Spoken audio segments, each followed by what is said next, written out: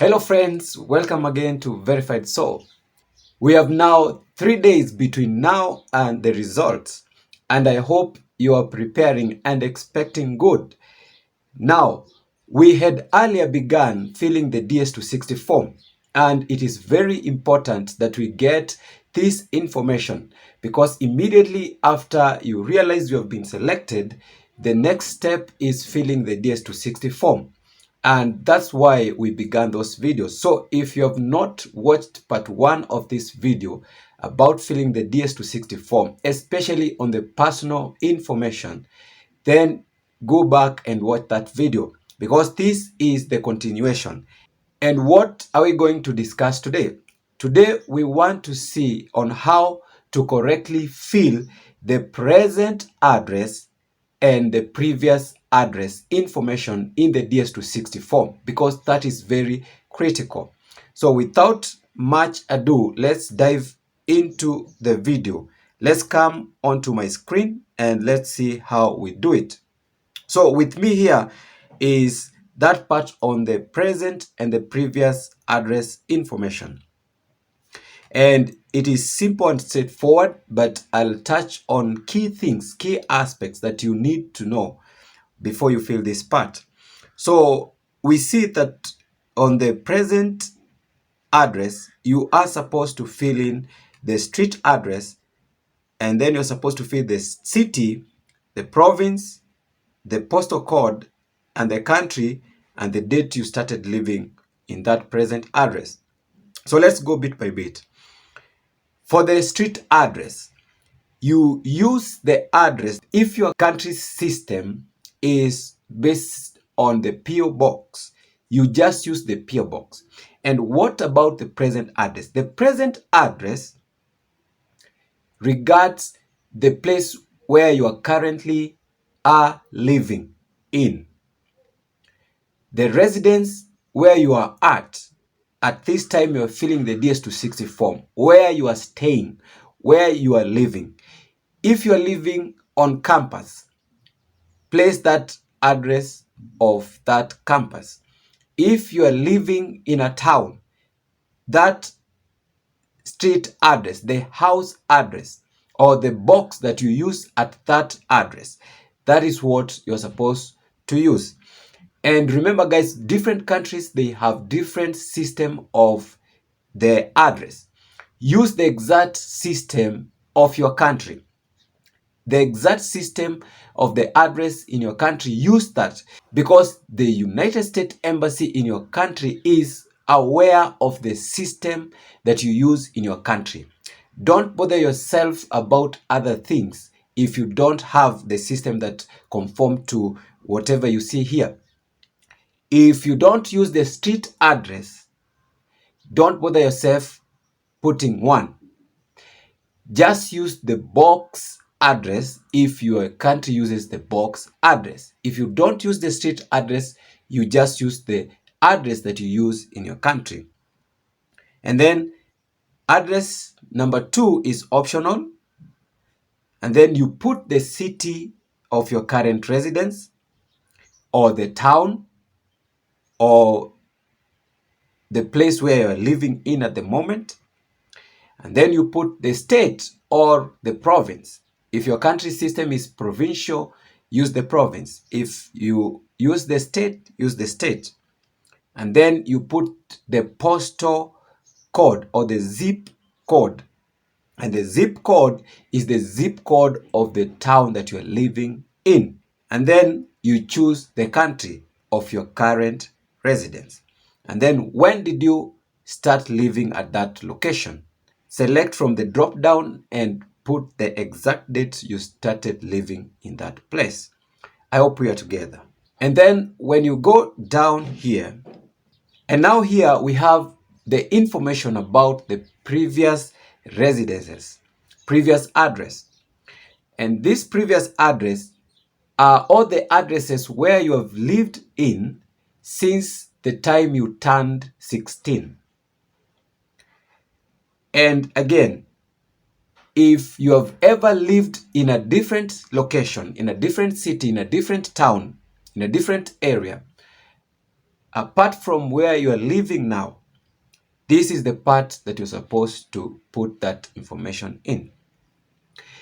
For example, some past years, there was a time that you lived on campus. Maybe you are a student in a university that is located far away from your home, and you lived there for several years until you finished your studies. That address, you're supposed to put it here. And also note this. This does not include locations of temporary stay.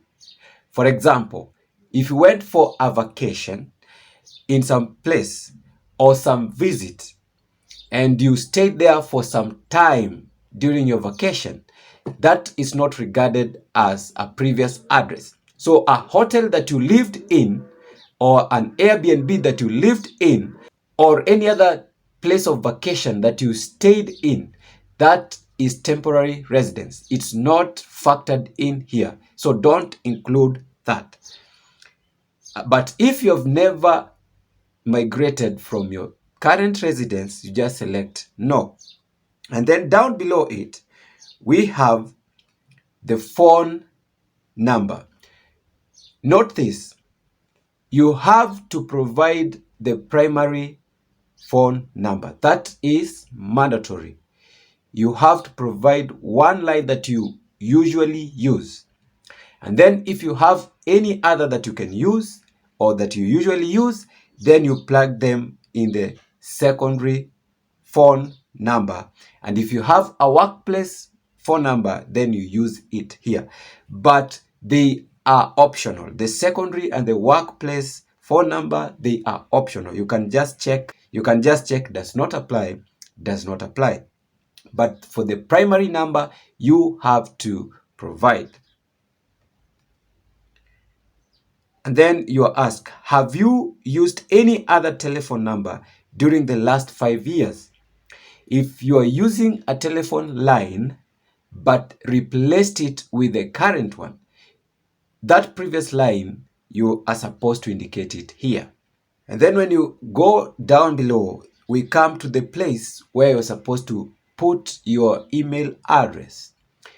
The email address is important because it is through the email address that you receive correspondence from the KCC. So the email that you use here should be working and should be the email that you usually use. If in the initial application you used an email but you forgot or you made errors, this is the place where you're supposed to rectify that. Use the email that you know of, that you use, that you will not forget. The email that is your personal email. Use it here. If you forgot about what you filled in the application, in the initial entry, then use the relevant email here, the different one that you use. And then, have you ever used any other email address during the last 5 years? If so, just select yes and add it. Now, we come to the second section of this video, and this is the section that I want to discuss on. And it's about the social media account. And this is because I have friends that have had issues with the social media. The first thing that you need to note is that all social media accounts that you have, together with all websites that you own, all of those you are supposed to indicate on the DS260 form. Starting from the Facebook account, I know almost all of you have the Facebook account. Others have several Facebook accounts. All of them, one by one, you have to add them on the DS260 form. Same case applies to the TikTok account.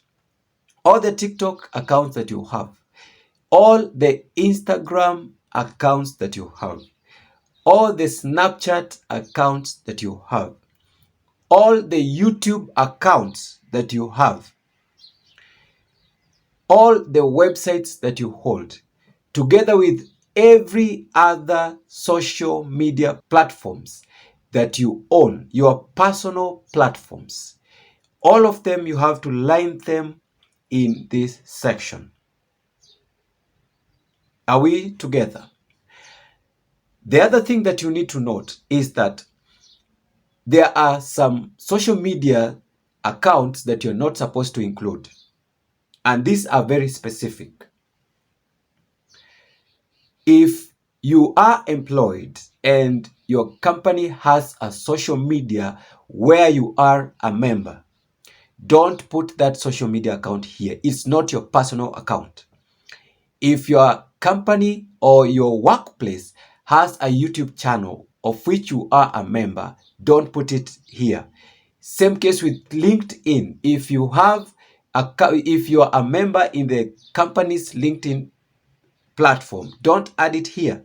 If you are a member of any other social media accounts that is not your own, that belongs to your workplace, for example, don't add it here. But any other account that is personal, you have to add it here.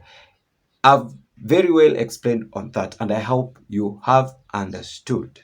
After you have correctly filled the present and the previous address information, and you have clearly outlined your social media accounts, then you click on the save button. Don't forget to click on the save button, because when you forget on that, you might lose all the information in here. And then after that, you can continue next, which is the mailing and the permanent address. With that, I come to the end of this video. Please first watch the first video and then come and watch this for you to get the full information. As usual, you know the drill. Don't forget to subscribe if you are a new member. Like the video and also share it out. Let's meet in the next episode.